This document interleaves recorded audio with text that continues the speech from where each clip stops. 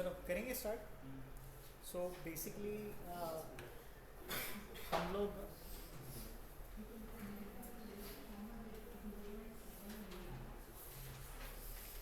लोग हमारे लास्ट वाले सेशन के अंदर हम लोगों ने किसकी रिस्पॉन्सिबिलिटीज़ के बारे में पढ़ा था, याद आ रहा है? लास्ट सेशन जो अपना हुआ था, लास्ट लेक्चर, हम लोग बेसिकली चैप्टर नंबर 6 के अंदर है, राइट, जहाँ पे हम लोग सारे सोशल रिस्पॉन्सिबिलिटी, एक बिजनेस की क्या क्या रिस्पॉन्सिबिलिटीज़ होती है उसके बारे में पढ़ रहे थे।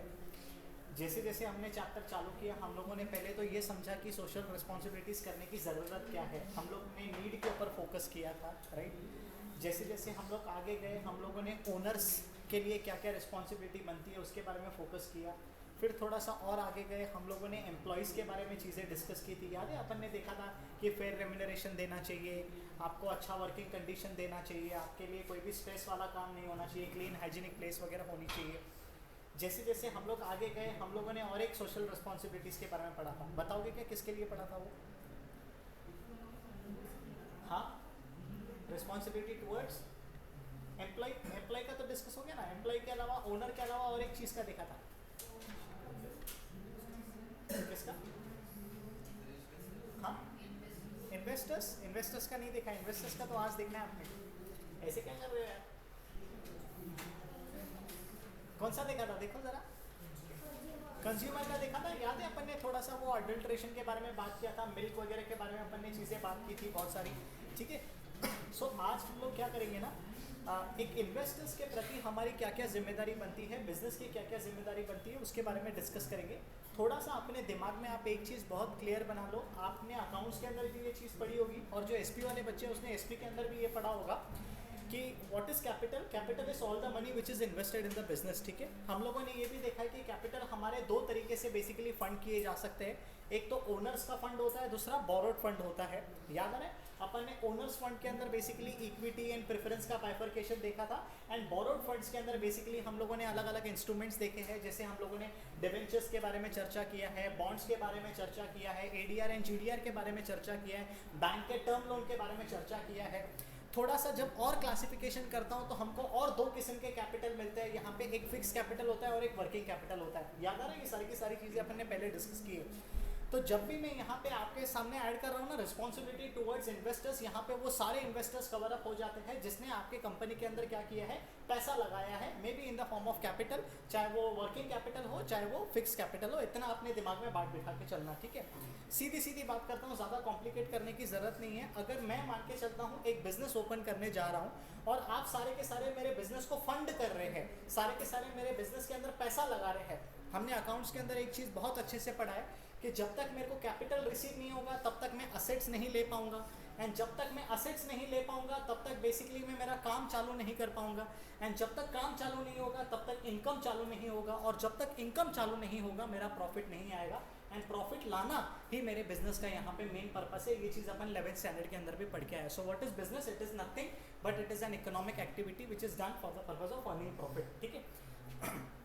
सो जिन लोगों ने मेरे को कैपिटल दिया, जिन लोगों ने मेरे को फंडिंग किया, और जिनके फंडिंग के कारण आज मैं प्रॉफिटेबल सिचुएशन में आया हूँ या प्रॉफिट कमाने के लायक बना हूँ, तो मैं उन इन्वेस्टर्स के कारण लगाऊँ। तो मेरी रिस्पॉन्सिबिलिटी, मेरी जिम्मेदारी उन इन्वेस्टर्स के प्रति भी बनती है। क्या क्या वो जिम्मेदारी है, क्या क्या वो रिस्पॉन्सिबिलिटी से अपन एक एक करके इस चीज़ को इंटरप्रेट करते हैं, एक एक करके इसको समझते हैं। सबसे पहली चीज़ देखो यहाँ पे ये लोग क्या बता रहे हैं, प्रॉपर कंडक्ट ऑफ मीटिंग्स। अब आप मेरी बात ध्यान से समझना, ठीक है। अब जो भी इन्वेस्टर्स होते हैं जिन्होंने आपके बिजनेस के अंदर पैसा लगाया हुआ है, हमेशा उनके दिमाग में एक बात रहती है कि यार जो ये कंपनी के अंदर मैंने पैसा लगाया है, ये पैसा अच्छी तरीके से काम हो रहा है कि नहीं हो रहा है। कहीं ना कहीं इन्वेस्टर्स थोड़े से क्यूरियस हो रहे कि ऑल ऑफ सडन अगर आप विजय माल्या बन के भाग गए, ऑल ऑफ सडन अगर आप नीरव मोदी बन के भाग गए, ऑल ऑफ सडन अगर आपके बुक्स में भी बेसिकली असेट्स को फुगा के रखा है जैसे सत्यम के बुक्स ने अपने अकाउंट्स में फुगा के रखा था, तो इन्वेस्टर्स यहाँ पे थोड़ा सा क्यूरियस होता है, थोड़ा सा यहाँ पे कॉशियस होता है कि यार मेरा पैसा आप कहाँ लगा रहे हो, मेरे पैसे को आपने कहाँ रिटर्न किया है, किस तरीके से आप पैसे कमा रहे हो। मेरे को उसका टाइम टू टाइम बेसिस पे आप अपडेट देते रहो। क्यों? अगर आप टाइम टू टाइम बेसिस पे अपने इन्वेस्टर्स को अपडेट देते रहेंगे कि बॉस देख जो भी तूने मेरे को पैसा दिया है उसका मैंने असेट खरीदा है, और जो भी मैंने असेट खरीदा है उसका मेरे बैलेंस शीट के अंदर रेफरेंस दिख रहा है, and true and fair value basically उसका बैलेंस शीट के अंदर रिफ्लेक्ट हो रहा है, ये चीज़ अपन अकाउंट्स के अंदर भी पढ़ के आए हैं। तो जैसे जैसे आप अपने इन्वेस्टर्स के टाइमली बेसिस पे मीटिंग्स लोगे, उनको तसल्ली दिलाते रहोगे कि सर आपका पैसा सही जगह पे इस्तेमाल हो रहा है। आपको अगर मेरे ऊपर भरोसा नहीं है तो आप कंपनी के चार्टर्ड अकाउंटेंट के ऊपर भरोसा कर सकते हो, वही चार्टर्ड अकाउंटेंट जो इंडिपेंडेंट पोजीशन में आके आपके कंपनी के फाइनेंशियल स्टेटमेंट को साइन करता है, जिस फाइनेंशियल स्टेटमेंट के अंदर आपका प्रॉफिट एंड लॉस अकाउंट भी आ जाता है, ट्रेडिंग अकाउंट भी आ जाता है एंड बैलेंस शीट भी आ जाता है, राइट। क्योंकि मैं एक ओनर हूं तो इन्वेस्टर के अंदर एक डर बना हुआ रहता है कि यार ये मेरे साथ कुछ फ्रॉड तो नहीं करेगा, मेरे पैसे लेके भाग तो नहीं जाएगा। इसके लिए यहाँ पे हम लोग क्या करते हैं, किसी इंडिपेंडेंट चार्टर्ड अकाउंटेंट को, किसी इंडिपेंडेंट सीए को ऑडिट के लिए अपॉइंट करते हैं हर ऑर्गेनाइजेशन में, हर कंपनी फॉर्म ऑफ ऑर्गेनाइजेशन में। तो जब जब आप अपने इन्वेस्टर्स की मीटिंग बुलाओगे, आप उसको वहाँ पे साइंड किया हुआ रिपोर्ट दिखाओगे ना, तो उसके दिमाग में भी तसल्ली होगा, और वो जब आके सामने देखेगा कि हाँ it is a well established business, सारे के सारे असेट्स यहाँ पे लोकेटेड है, सारे के सारे मेरे कंपनी ने अच्छे खासे रिकॉर्ड्स रखे हैं, यानी बिजनेस का बेसिकली यहाँ पे धोखा देना कंपेरेटिवली चांसेस कम है, राइट। इसके लिए अपने को टाइम टू टाइम बेसिस पे क्या करना चाहिए, अपने इन्वेस्टर्स को अपडेट देना चाहिए, अपने इन्वेस्टर्स की मीटिंग लेनी चाहिए। एग्जाम्पल, आप लोगों ने पढ़ा है एजीएम के बारे में, सुना है आप लोगों ने, एनुअल जनरल मीटिंग, जहाँ पे साल में एनुअली एक बार आप अपने सारे के सारे इन्वेस्टर्स को बुलाते हो और उस मीटिंग में आप उनको पूरी जानकारी देते हो कि हमारे इस साल बिजनेस के अंदर कितना सेल्स हुआ है, कितना प्रॉफिट हुआ है, कितना नुकसान हुआ है, कितना डेप्रिसिएशन चार्ज हुआ है, हमारे आगे के क्या प्लान्स है, हमारे को जो प्रॉफिट हुआ है उसको हम दोबारा से कहाँ पे इन्वेस्टमेंट कर रहे हैं, या जो कैपिटल का शॉर्टफॉल है वो हम कहाँ से रिकवर करेंगे, ये सारी की सारी जानकारी हम लोग बेसिकली इन मीटिंग्स के द्वारा उनको देते रहते हैं। This is why holding a meeting for investor is must, this is what they are trying to say, ठीक है। नंबर 2, अगर मैं आपके साथ यहाँ पे बात करता हूँ, it is a return on investment. Practically अगर मैं आपके साथ बात करता हूँ तो जितने भी लोग आज यहाँ पे अपन बैठे हुए हैं या जो लोग ऑनलाइन अटेंड कर रहे हैं, हर एक के दिमाग में एक ही चीज़ होगा, शायद आपके दिमाग में नहीं होगा लेकिन आपके पेरेंट्स के दिमाग में होगा कि अगर हमारे तरफ से इस क्लास को फंडिंग जा रहा है, हमारे तरफ से इस क्लास को फीस के फॉर्म में पैसा जा रहा है, तो कहीं ना कहीं क्लास के तरफ से भी हमको टाइमली बेसिस पे लेक्चर्स मिलने चाहिए, टाइमली बेसिस पे टेस्ट सीरीज मिलना चाहिए, टाइमली बेसिस पे रेडीनेस मिलना चाहिए, टाइमली बेसिस पे रिविजन मिलना चाहिए। So it is a two way relation, we need to understand this, right. So कहीं ना कहीं इन्वेस्टर अगर आपके बिजनेस में पैसा लगा रहा है तो ही हैज़ सर्टन, उसको क्या बोलते हैं, कुछ ना कुछ तो एक्सपेक्टेशन होगा उसके दिमाग में, समझना। अगर वो शेयर्स के फॉर्म में आपके कंपनी के अंदर पैसा लगा रहा है, मतलब कहीं ना कहीं इज बिट कॉन्फिडेंट कि हाँ बॉस, आपका अगर बिजनेस लॉस में चलेगा तो भी मैं आपके साथ हूँ, आपका अगर बिजनेस प्रॉफिट में चलेगा तो भी मैं आपके साथ हूँ। तो जब भी आप प्रॉफिटेबल सिचुएशन में आएंगे, उसका थोड़ा सा हिस्सा निकाल के डिविडेंड के रूप में आपको उनको देना चाहिए, ताकि उनको तसल्ली बना रहे कि हाँ बॉस, मैंने जो पैसा लगाया है वो पैसा काम कर रहा है। समझना, बहुत बेसिक रूल है ये। हर इंसान यही चाहता है। अब आपके पेरेंट्स ने, मेरे पेरेंट्स ने कहीं ना कहीं बैंक के अंदर एफडी रखा होगा, और बैंक के अंदर एफडी रखने के पीछे का पर्पस क्या है कि जो भी आइडल पैसा है उसके ऊपर अपन कुछ ना कुछ क्या करें, रिटर्न कमाने के लायक बन सके। 6%, 7%, 8%, 9%। तो जब मेरे को रेगुलर बेसिस पे वो इनकम मिलता है तो आई फील हैप्पी कि येस बॉस, जहाँ पे भी मैंने अपना पैसा लगाया है वो सही ढंग से काम हो रहा है, तब तो मेरे को सही टाइम पे रिटर्न मिल रहा है। अगर मेरे को रिटर्न मिल रहा है, यहाँ पे क्वेश्चन मार्क लग रहा है, तो वहाँ पे मैं मेरे इन्वेस्टमेंट पॉलिसीज़ को चेंज करके कहीं और इन्वेस्टमेंट लगा दूंगा। So time to time basis पे अपने इन्वेस्टर्स को रिटर्न देते जाओ। अगर शेयर होल्डर की मैं बात करता हूँ तो डिविडेंड के फॉर्म में रिटर्न दोगे तो दे विल बी हैप्पी। अगर डिवेंचर्स की बात करता हूँ, बॉन्ड्स की बात करता हूँ, डिपॉजिट्स की बात करता हूँ, बैंक लोन की बात करता हूँ, तो इनका जो रिटर्न ऑन इन्वेस्टमेंट होता है वो in the form of interest होता है।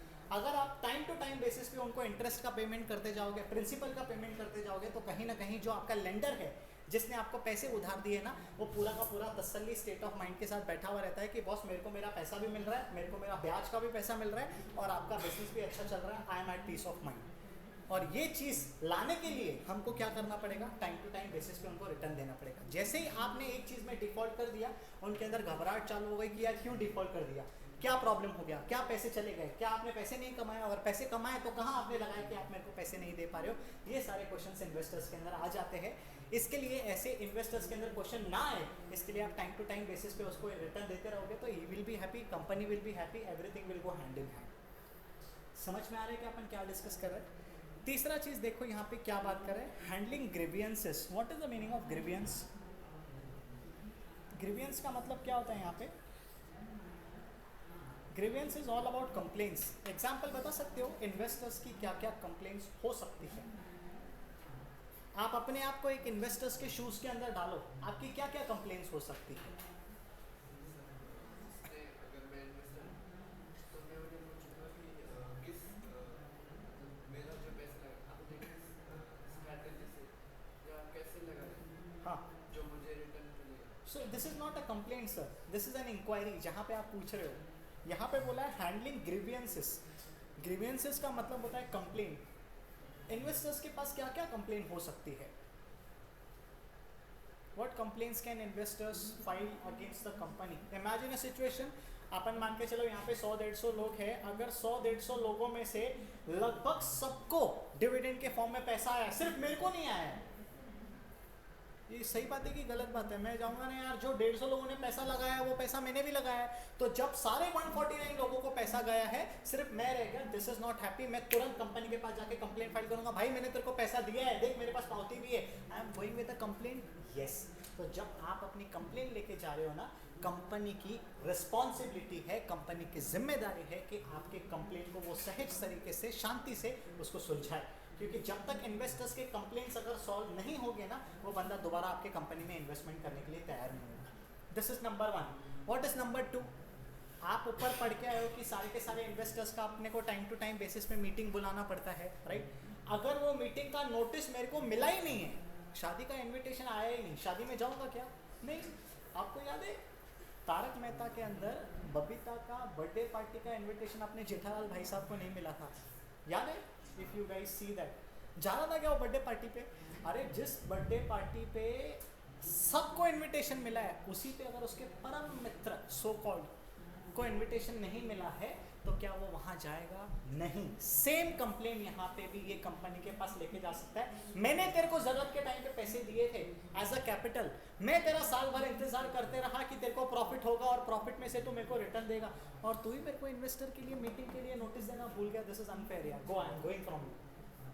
आप मेरे को बताओ, इन्वेस्टर नाराज हो जाएगा तो क्या करेगा? He will take all his money. If he will take all his money, capital come, तो आपका बिजनेस का जो फ्लो है वो कंपैरेटिवली बहुत ज़्यादा हैम्पर हो जाएगा।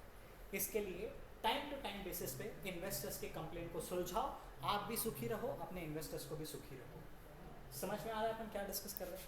नेक्स्ट देखो यहाँ पे क्या बताने की कोशिश कर रहे हैं, maintain transparency. What is the meaning of transparency? हाँ सर, सबके बीच में सब क्लियर बातें। एग्जाम्पल?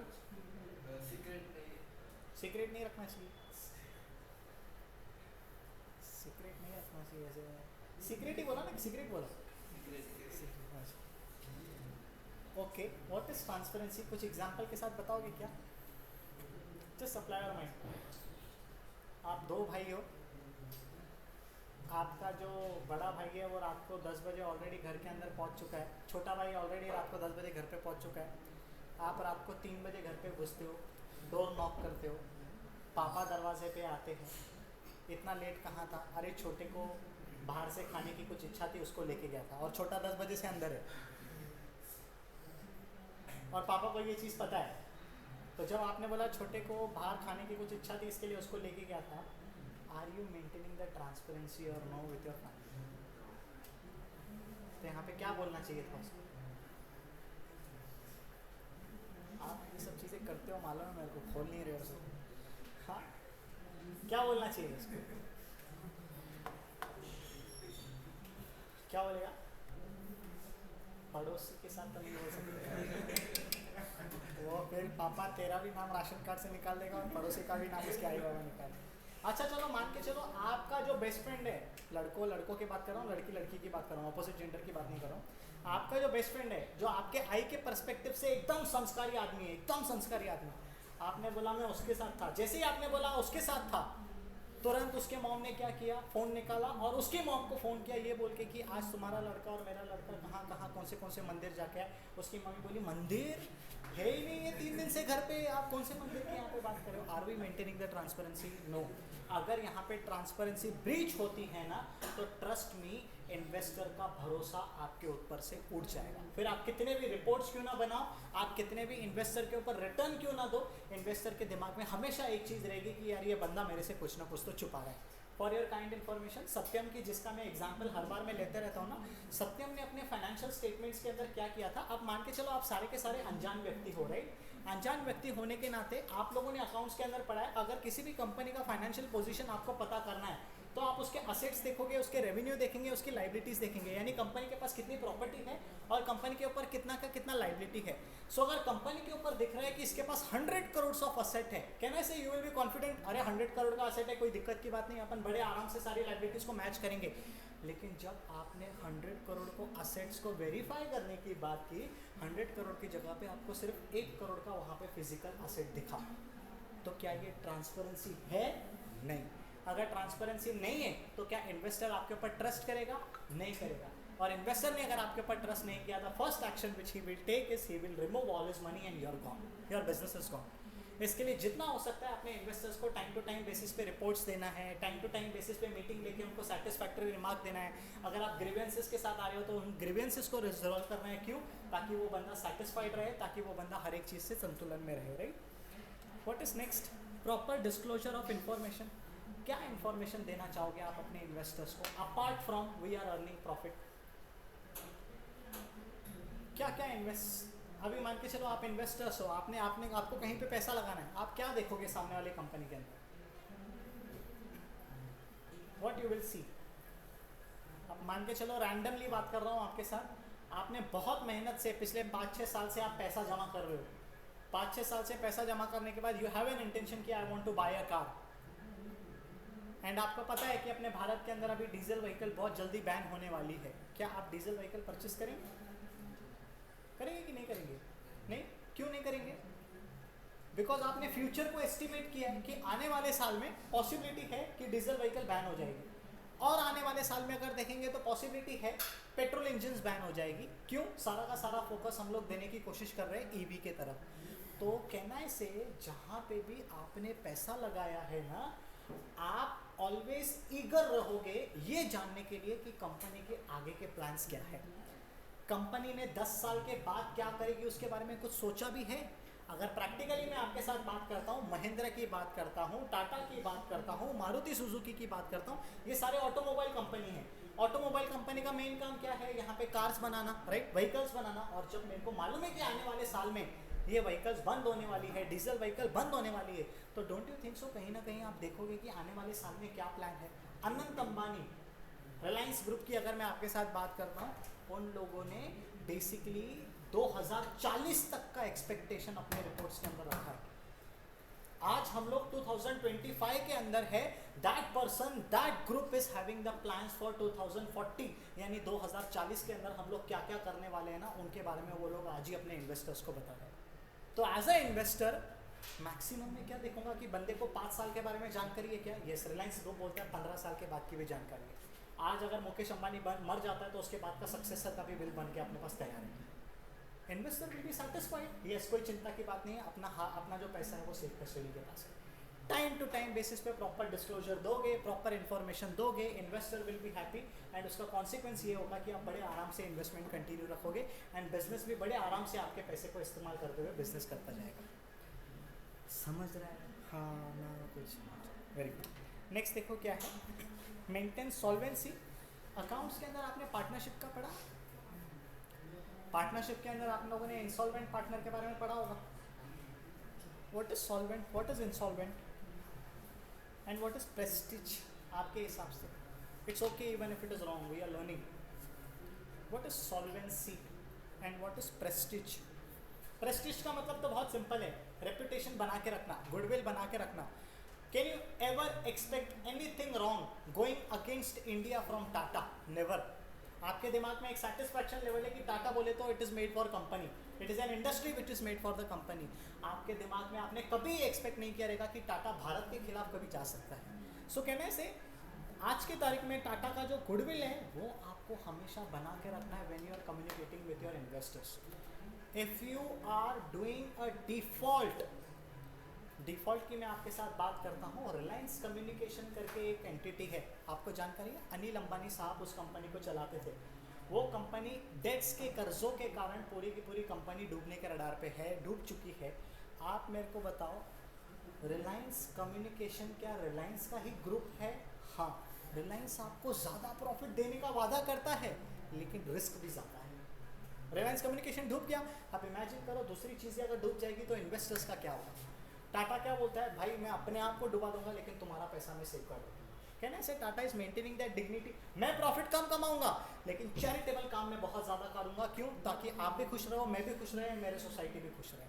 सो कहीं ना कहीं आपको अपने ऑर्गेनाइजेशन का गुडविल मेंटेन करके चलना है, आपको आपके ऑर्गेनाइजेशन का लेगेसी मेंटेन करके रखना है, मेंटेन करके चलना है without making any default to investors. But what is the meaning of solvency? Solvency थोड़ा समझ में नहीं आ रहा है मेरे को। What is solvency? किस सॉल्वेंसी मेंटेन करने के लोग बात कर रहे हैं?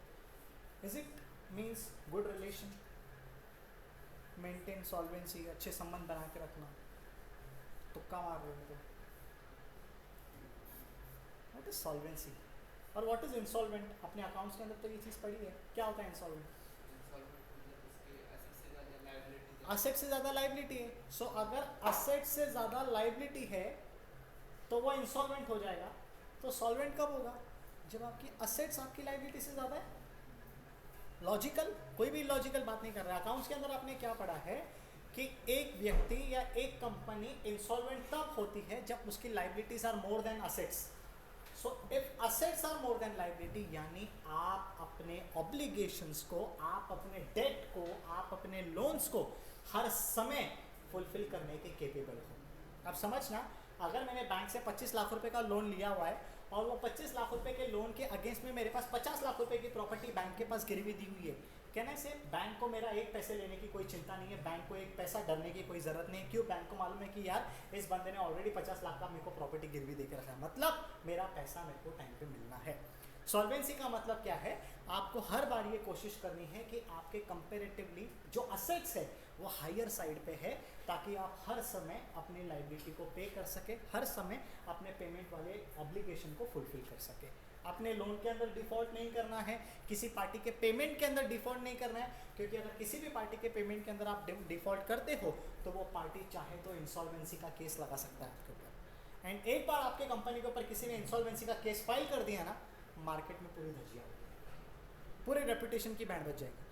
सो इट इज़ बेटर हम लोग क्या करेंगे, हर समय पेमेंट दिखाने का काबिल रखेंगे, पेमेंट करने का काबिल रखेंगे, ताकि no one is able to question my solvency, no one is able to question my goodwill.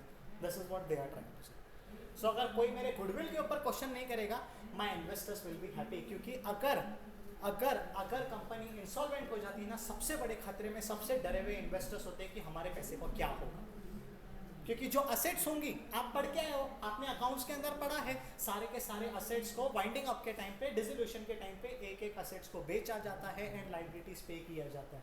पढ़ा है ना अपन ने, selling of assets and paying off liabilities. तो सेलिंग ऑफ असेट्स यानी जो कैपिटल से आपने असेट खरीदा था, वो कैपिटल के असेट्स तो आप सारे बेच रहे हो। असेट बेच रहे हो तो यहाँ पे इन्वेस्टर्स अनकंफर्टेबल होना स्टार्ट होंगे कि अब मेरे कैपिटल का क्या होगा, मैंने जो आपको पैसा दिया था उसका क्या होगा। इसके लिए आप सॉल्वेंसी अगर बना के रखोगे तो उनका जो स्टेट ऑफ माइंड रहेगा वो स्टेबल होगा कि हमारे असेट सिक्योर्ड है, असेट सिक्योर्ड है तो हमारा कैपिटल सिक्योर्ड है। समझ में आ रहा है अपन क्या डिस्कस कर रहे हैं? चलो, what is first responsibility towards investors? What is first? Proper conduct of meeting. क्या है? Proper conduct of meeting. What is number 2? Return on investment. What is number 3? Handling grievances. Grievances का मतलब complaints, queries, right? What is number 4? Maintaining transparency. What is number 5? Proper disclosure of information. आपके साथ ऐसे बहुत बार हुआ रहेगा, पता नहीं, मेरे साथ तो ऐसे बहुत बार हुआ है। मेरे पापा ने मेरे को ऐसी जगह पे देख लिया जहाँ पे मेरे को नहीं होना चाहिए था, एंड उसके बाद भी उन्होंने मेरे को एक फ़ोन किया ये जानने के लिए कि मैं कहाँ हूँ। He is standing right in front of me. He is looking at me. He is keeping a watch. Imagine a situation, अगर मैं फ़ोन उठा के बोल देता कि पापा घर के नीचे हूँ, आ रहा हूँ, तो उधर से मेरे को बेल्ट पड़ना स्टार्ट होती थी। Can I say the moment I took the call, I said कि हाँ ये स्पेसिफिक लोकेशन पे हूँ, यानी आगे जाके जब भी मैं मेरे पापा को जो भी लोकेशन बताऊँगा ना, he will trust me. This is what they are doing. हाँ? What is next? 6th क्या है? Maintaining solvency and prestige. Solvency का मतलब क्या होता है? आपके जो असेट्स है वो हमेशा ज़्यादा होना चाहिए कंपेयर टू लाइबिलिटी। इतना एक अपने दिमाग में बिठा देना, ठीक है। ये चीज़ अगर क्लियर है तो आपको कोई भी इन्वेस्टर परेशानी नहीं देगा, ना वो खुद आपसे परेशान होगा। Any doubt till here? Yes sir. for handling credit. Handling grievances third है। वही। हाँ, क्या उसमें क्वेरी है सर आपको? अगर मैं इन्वेस्टर हूँ और सामने वाली कंपनी को मैंने पैसा लगा के जल्दी बोल दिया कि मुझे इस कैपिटल पे इतना इंटरेस्ट चाहिए, हाँ पर मंथ पे इतना इंटरेस्ट चाहिए, और वो नहीं दे सके। सर, कैसा होता है ना, जब भी आप फॉर एग्जांपल मान के चलो किसी कंपनी को लोन के फॉर्म में पैसा दे रहे हो ना, your everything is recorded in writing, आपके एग्रीमेंट बनती है, एंड वो एग्रीमेंट को आपको हमेशा कंप्लाई करना है सर। एंड अगर मैं आपके साथ एक जानकारी के लिए बताता हूँ, इंटरेस्ट एक ऐसा एलिमेंट होता है ना, इर्रेस्पेक्टिव ऑफ प्रॉफिट आपको उसको मीट करना है। अगर आपके पास प्रॉफिट है तो भी आपको इंटरेस्ट देना है, अगर आपके पास लॉसेस है तो भी आपको इंटरेस्ट देना है। There is no second option to this. अगर वो बार बार अपने इंटरेस्ट के ऊपर डिफॉल्ट कर रहा है तो आप फिर कोर्ट के पास जाके उस असेट्स को बेच के अपना कैपिटल को रिकवर करने की बात कर सकते हैं।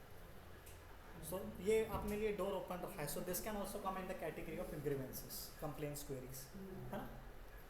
है कोई डाउट, कोई परेशानी, कोई दिक्कत? करे क्लोज इसको। धन्यवाद। ऑनलाइन में कोई परेशानी, कोई डाउट?